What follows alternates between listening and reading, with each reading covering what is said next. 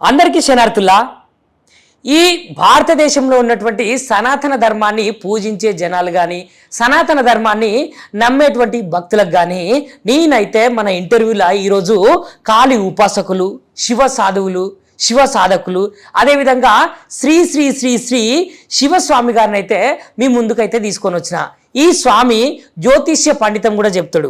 అదేవిధంగా ఈరోజు మనకైతే ఈ స్వామి అందుబాటులో ఉన్నారు కాబట్టి స్వామి గురించి, అదేవిధంగా స్వామి ఏ విధమైనటువంటి మాటలను చెప్తాడో అట్లాంటి మాటలు ఈ సనాతన ధర్మాన్ని నమ్మే జనాలకు ఏ విధంగా ఉపయోగపడతాయో ఒకసారి అయితే మనము స్వామీజీని అడిగి తెలుసుకుందాం. అవులా, నమస్తే స్వామి. హర హర మహాదేవ్, శంభో శంకర స్వామి. స్వామి హర హర మహాదేవ్. బాగున్నారా స్వామి? బాగున్నాను స్వామి. స్వామి, చెప్పండి స్వామి. ఇటు తెలంగాణ రాష్ట్రంలో చూసుకున్నా, ఇటు ఆంధ్రప్రదేశ్ రాష్ట్రంలో చూసుకున్నా మనకు ఒక విషయం అయితే బాగా రేకెత్తుతున్న స్వామి. గా విషయం ఏంటంటే వీరభద్ర స్వామి టెంపుల్ ఉన్నది కదా, గా వీరభద్ర స్వామి టెంపుల్ దగ్గరనైతే వీరభద్ర స్వామిని అయితే ఊరేగింపుగా తీసుకుపోతున్నారు. ఊరేగింపుగా తీసుకుపోతున్నప్పుడు అక్కడ ఉన్నటువంటి ముస్లింలు ఆ స్వామివారి యొక్క ఉత్సవాన్ని అడ్డుకొని, మా దర్గా దగ్గర మీరైతే డప్పులు కొట్టద్దు, డీజేలు మోగించద్దు, మీరు ఎట్లా వస్తారని చెప్పేసి ఈ హిందూ దేవుళ్ళు ఎవరైతే ఉన్నారో ఆ దేవుని ఉత్సవాన్ని జరగకుండా ముస్లింలు అయితే ఆపి గొడవకు సైతం దిగిరు స్వామి. మరి దీని గురించి మీరేం మాట్లాడతారు? తప్పకుండా మీరు అడిగిన ప్రశ్నకి సమాధానం వివరణతో సహా ఇస్తాను, పూర్తి సమాచారం. దానికంటే ముందు నేను మన భారతదేశంలో ఉన్నటువంటి ప్రజలందరికీ కూడా ఒక డిక్లరేషన్ ఇవ్వాలనుకుంటున్నాను. ఆ డిక్లరేషన్ ఎలా అంటే, నేను ఒక హిందూగా పుట్టాను, సనాతన ధర్మంలో పుట్టాను, హైందవ ధర్మంలో ఉన్నాను, కాపాడుతున్నాను, ధర్మాన్ని ఆచరిస్తున్నాను, నా సాంప్రదాయాలను కాపాడుతున్నాను. కాబట్టి అందరి మీడియా ముఖంగా అందరికీ నేనేం చెప్పాలనుకుంటున్నాను అంటే, భారతదేశంలో ఉన్నటువంటి ప్రతి ఒక్క పౌరుణ్ణి, ప్రతి ఒక్క స్త్రీమూర్తిని నేను గౌరవిస్తాను. అది ఏ మతం వాళ్ళైనా సరే, ఏ కులం వాళ్ళైనా సరే, ఏ వర్గం వాళ్ళైనా సరే, ఏ ప్రాంతం వాళ్ళైనా సరే, ఏ రాజకీయ పార్టీ అధినేతలైనా సరే, రాజకీయ నేతలకు అందరినీ నేను గౌరవిస్తాను. అలాగే ప్రతి ఒక్క వ్యవస్థ, గవర్నమెంట్ వ్యవస్థలు కానీ, ప్రైవేట్ వ్యవస్థలు కానీ, అలాగే ప్రతి ఒక్క కుటుంబంలో ఉన్నటువంటి సభ్యులను మతపరంగా, ప్రాంతీయ భేదం పరంగా ఏది లేకుండా ప్రతి ఒక్కరిని అంతే గౌరవిస్తాను. అలాగే అదే టైంలో తిరిగి వీళ్ళందరి దగ్గర నుంచి కూడా నేను నా ధర్మాన్ని గౌరవించే విధాన్ని కోరుకుంటాను.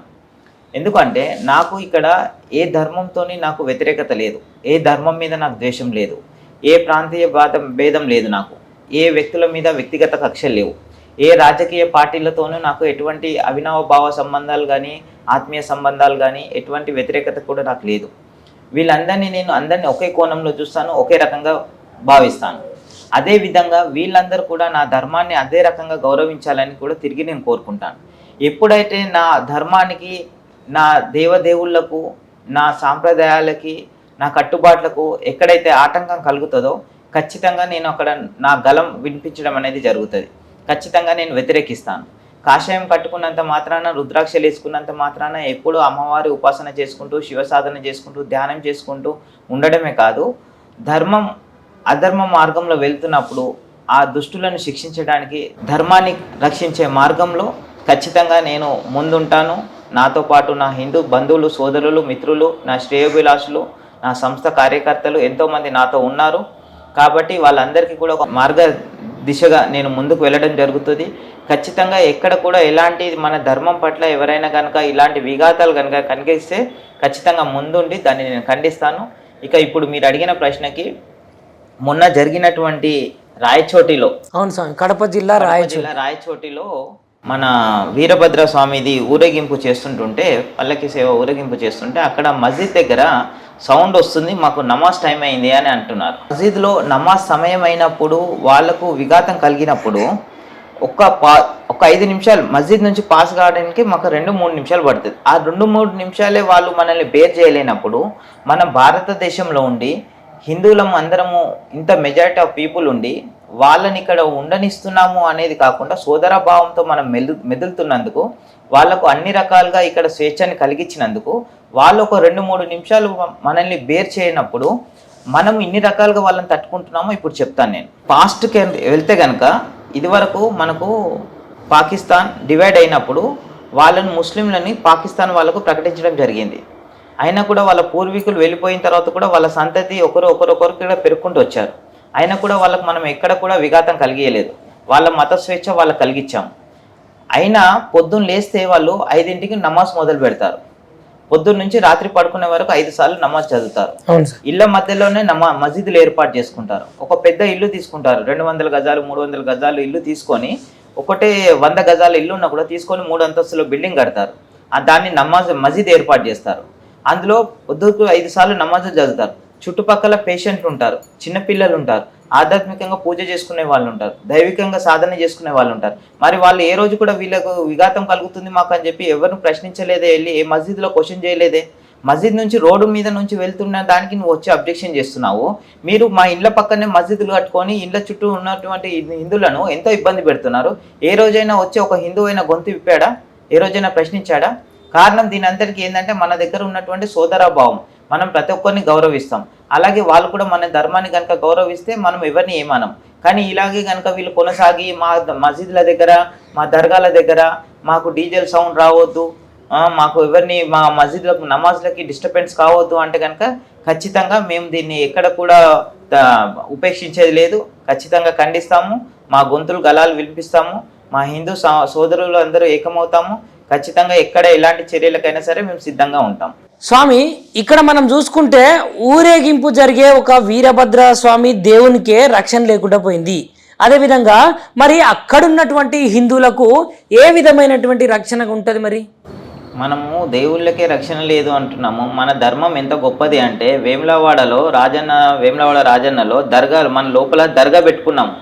అది మన ధర్మం, అది మన సాంప్రదాయం. అది అంటే మనం ఇతర మతస్థులను కూడా గౌరవిస్తాం, ఇతర ధర్మాన్ని కూడా ఆచరిస్తాం.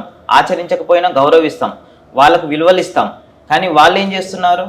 మన ధర్మాన్ని, మన దగ్గర ఉన్నటువంటి పాపులేషన్ని, వాళ్ళు ఉన్న పాపులేషన్ విషయాన్ని పక్కన పెట్టి వాళ్ళు ఏ రకంగా తయారవుతున్నారంటే, నేను ఇక్కడ ప్రతి ఒక్కరిని గౌరవిస్తానండి. ముస్లింలు నాకు స్నేహితులు ఉన్నారు, ముస్లింలు నాకు చిన్నప్పటి నుంచి స్కూలింగ్ ఫ్రెండ్స్ ఉన్నారు, తర్వాత నా బిజినెస్ ఫ్రెండ్స్ ఉన్నారు. నేను ప్రతి ఒక్కరిని ఎవరిని వ్యతిరేకించాను, వ్యక్తిగతంగా నేను ఎవరిని వ్యతిరేకించాను. అట్లా అని చెప్పేసి నా స్నేహితుడు కదా అని చెప్పేసి నా ఇంట్లో వాళ్ళని దూషిస్తే నేను ఊరుకుంటానా? భారతదేశం అనేది నా ఇల్లు లాంటిది. ఇక్కడ ఉన్నటువంటి నా హిందువులందరూ కూడా నా కుటుంబ సభ్యులు. దేవుళ్ళు అనేది నా ఆచారం, నా సాంప్రదాయం. అందరు నాతో స్నేహితులు కదా అని చెప్పేసి ఏదంటే అది నేను ఊరుకుంటాను అనేది లేదండి.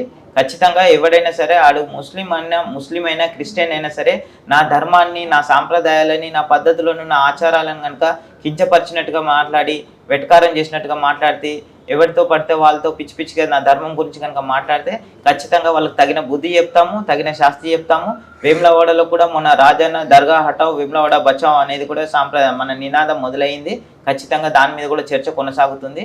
అతి తొందరలో వేములవాడలో దర్గాను తీర్చించే ప్రయత్నం కూడా మేము చేస్తాము. ఎందుకంటే వాళ్ళంతా నిక్కచ్చిగా ఉన్నప్పుడు మేము మా ధర్మానికి ఎవరైతే విలువలు ఇస్తాడో మేము దానికి కాపాడుతాము, మేము తిరిగి విలువలు ఇస్తామండి.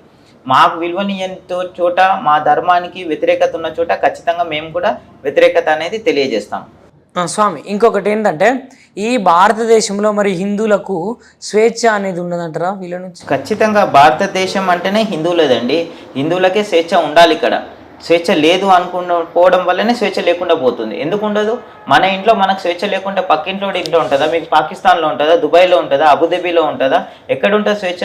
నువ్వు పుట్టిన గడ్డ మీద భారతదేశంలోనే నీకు స్వేచ్ఛ లేనప్పుడు నీకు పక్క దేశంలో ఏం స్వేచ్ఛ ఉంటుంది? భారతదేశం అన్నప్పుడు భారతీయుడిది, ప్రతి ఒక్కరిది. ఇక్కడ హిందువులది ముఖ్యంగా స్థానం ఇది. హిందుస్థాన్ అనేది కేవలం హిందువుల స్థానం ఇది. కాకపోతే ఏంటంటే ఇక సరే వస్తున్నారు, పుట్టారు, ఇక్కడ ఉంటున్నారు అని చెప్పి ఉండనిస్తున్నాము. అంతేకాని మా ధర్మాన్ని, మా ఆచారాలను, మా సాంప్రదాయాలను వ్యతిరేకిస్తాము, మేము నడవనివ్వము, ఇక్కడ మేము ఇలాంటి మా మసీదుల దగ్గర ఊరేగింపులు చేయనీయము అంటే మాత్రం ఖచ్చితంగా ఊరుకునేది లేదు.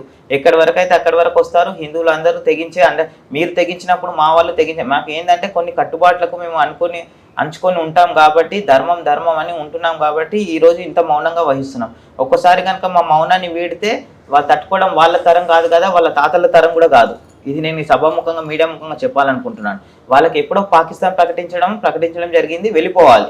సరే ఉండనిస్తున్నాము అంటే కూడా ఏదో ఉండాలి, అంతే. శరణగతి అని ఉండాలి. అట్లా కూడా మేము అనట్లేదే. వాళ్ళకి కావాల్సిన స్వేచ్ఛ, వాళ్ళ ధర్మానికి, వాళ్ళ మతానికి, వాళ్ళ ప్రచారానికి కావాల్సిన స్వేచ్ఛ వాళ్ళకి కలిగిస్తున్నాం. వాళ్ళు 5 పూటల నమాజ్ చేస్తున్నారు. ఏ రోజైనా పోయి ఎవడైనా నమాజ్ దగ్గర అబ్జెక్షన్ చేశారా? రోడ్డు మీద ఉన్న దర్గాలు తీసుకొచ్చేసి దర్గాలు కట్టేస్తారు ఎక్కడ పడితే అక్కడ. మన శ్రీశైలం వెళ్తుంటుంటే డ్యామ్ కింద ఒక దర్గా వెలిసింది మొన్నటికి మొన్న. ఎవరు కట్టాడు డ్యామ్ కింద? ఎప్పుడు వచ్చింది దర్గా? దర్గా అంటే ఏంది? చచ్చిపోయిన బొందని తీసుకొచ్చి అక్కడికి పెట్టేసి ఒక బట్ట కప్పి పూలదండ వేయగానే దర్గా అయిపోతుందా? రోడ్డు మీద ఇలాంటి దర్గాలు ఎన్ని ఉన్నాయి? రోడ్డు చేయాలంటే ఒక దర్గాను జరపడానికి వీలు లేదు. అదే మన గుళ్ళు గూలగొట్టి పక్కన కట్టుతారు. అంటే దీని అంతటికి కారణం ఏంది? మన హిందువుల చేతకంతనమా, ఐక్యత లేకపోవడమా? మనం వేరే మతాన్ని గౌరవిస్తాము, కానీ వాళ్ళు దాన్ని అడ్వాంటేజ్గా తీసుకొని కనుక వీళ్ళు చేతకాని వాళ్ళు అనుకుంటే కనుక ఖచ్చితంగా దీనికి తగిన శాస్త్రం మేము చూపిస్తాము. సమయం వచ్చినప్పుడు హిందువులు అంటే ఏందో కూడా చూడాల్సిన సమయం వస్తుంది, ఖచ్చితంగా చూపిస్తాము.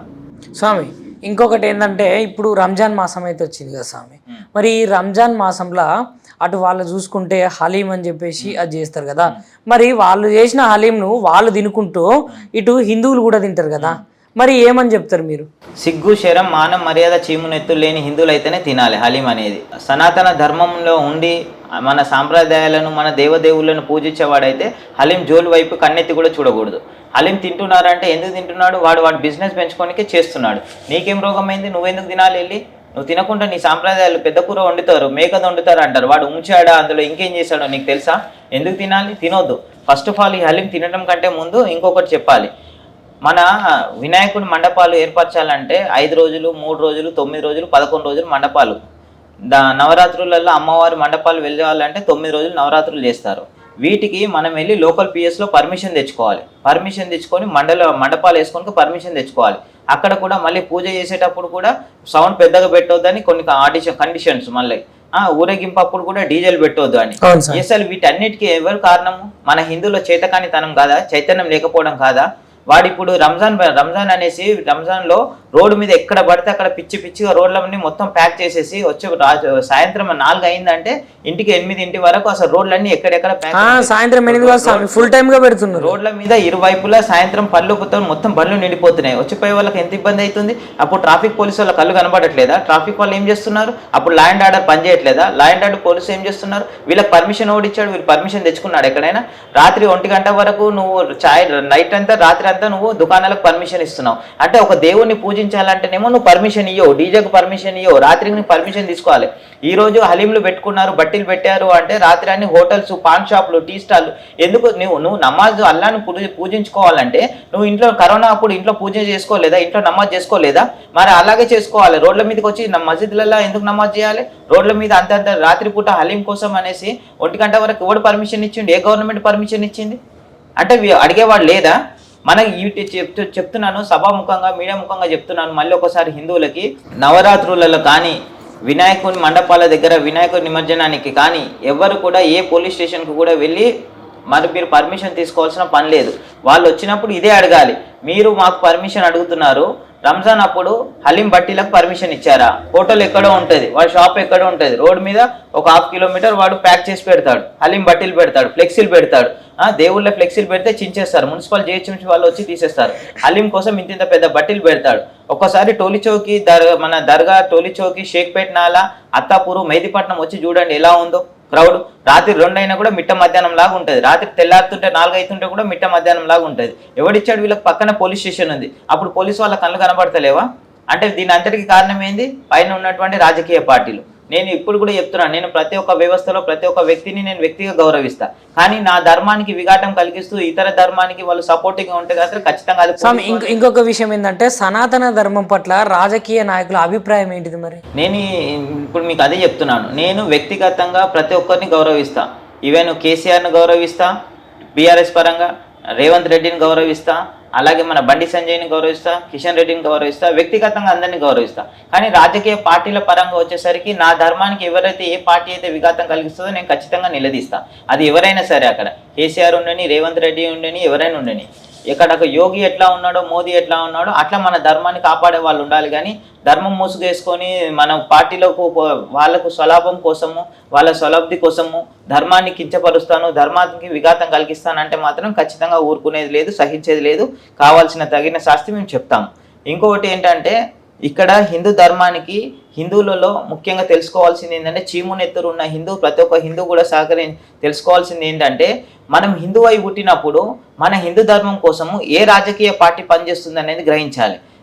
ప్రతి ఒక్కరికి తెలుసు కాంగ్రెస్ ఏ ధర్మం కోసం పనిచేస్తుంది, ఎవరి కోసం పనిచేస్తుంది, దేనికోసం పనిచేస్తుంది అనేది ప్రతి ఒక్కరికి. నువ్వు కాంగ్రెస్లో ఉండి ఒక హిందూ అయ్యి ఉండి కాంగ్రెస్లో ఇతర ధర్మం కోసం ఇతర మతం కోసం అని నేను ఇండైరెక్ట్గా చెప్పాను, నేను డైరెక్ట్గా చెప్తాను. కాంగ్రెస్ అనేది ముస్లిం పార్టీ అన్నప్పుడు నువ్వు ఒక హిందూ అయ్యి ఉండి ముస్లింకి ఎలా నువ్వు సపోర్ట్ చేస్తున్నావు? కనీసం నీకేం అనిపించట్లేదా? మీ ఇంట్లో ఆడవాళ్ళకి ఏదైనా జరిగినప్పుడు అప్పుడు కానీ నీకు గుర్తురాదా? హైందవం అంటే ఏంది, సనాతన ధర్మం అంటే ఏంది, హిందూ అంటే ఏంది అని అప్పుడు గుర్తురాదా నీకు? ఈ రోజు నువ్వు వచ్చేసి కాంగ్రెస్లో ఉండి నీ స్వలాభం కోసం, నీ ఆస్తులు కాపాడుకోవడానికి, నీ బిజినెస్లు కాపాడుకోవడానికి, నువ్వు రాజకీయంగా ఎదగడానికి హిందువులను అణచివేస్తున్నటువంటి రాజకీయ పార్టీలలో మీరు ఉండడానికి మీకు ఏం అనిపించట్లేదా అసలు? ఇలాంటివన్నీ మనం ప్రతి ఒక్క రాజకీయాన్ని ప్రశ్నించాలండి. రాజకీయ నేతలు మన గల్లీలోకి వచ్చినప్పుడు నువ్వు కాంగ్రెస్లో ఉండి నువ్వు మాకు ఒరిగించింది ఏం లేదు, చేయాల్సింది ఏం లేదు, చేయకు కూడా.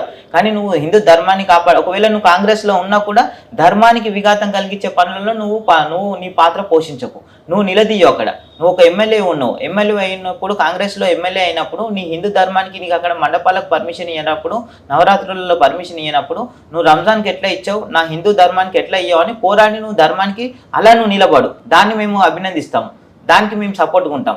అంతేగాని నువ్వు నీ లాభం కోసము నువ్వు హిందూ ధర్మాన్ని కించపరిచేలాగా ఉంటే కూడా నువ్వు సైలెంట్గా కళ్ళు మూసుకొని ఉండి మిగతా రాజకీయ నేతల్లాగా ఉండకుండా నువ్వు వాళ్ళ పరధర్మానికి ముస్లింలకి సపోర్ట్ చేసుకుంటూ క్రిస్టియానిటీకి సపోర్ట్ చేసుకుంటూ ఉంటే కనుక ఖచ్చితంగా అది ఏ రాజకీయ నేత అయినా సరే, ఏ వ్యాపారవేత్త అయినా సరే, ఎవరినైనా సరే ఖచ్చితంగా ప్రశ్నిస్తాను, నా గొంతు వినిపిస్తాను. అది ఎక్కడి వరకైనా కాషాయం వేసుకుందే చావడానికి, అన్నిటికీ సిద్ధపడే వేసుకున్నాం. చావడానికి కూడా సిద్ధమే, చంపడానికి అవసరం అనుకుంటే మా ధర్మాన్ని కాపాడే విషయంలో చంపడానికి కూడా సిద్ధమే. ఇది సభాముఖంగా చెప్తున్నాను. అందరికీ కూడా, హిందువులందరూ కూడా ఈ చైతన్యం రావాలి, ప్రతి ఒక్కరు కూడా గ్రహించాలి. ఎప్పుడైతే మీరు గొంతు విప్పరో అప్పటి వరకు ప్రతి ఒక్కరు అణచివేతకు అనేది గురి కావడం జరుగుతుంది. మీరు చచ్చే 4 రోజులైనా సరే శివుడి ముందు నందిలాగా బ్రతకండి, అంతేగాని 50 ఏళ్ళు బ్రతికి మీరు దేశానికి భారంగా మాత్రం మారకండి. మీ ఇంట్లో వాళ్లకు మీరు ఉన్నా కూడా లేరు అనే అధైర్యంతో మాత్రం వాళ్ళని బ్రతికేటట్టుగా చేయకండి. షేర్ చేయరి, లైక్ చేయరి, సబ్స్క్రైబ్ చేయరి, మర్చిపోకుండా గంట సింబల్ అయితే ఒత్తురులా.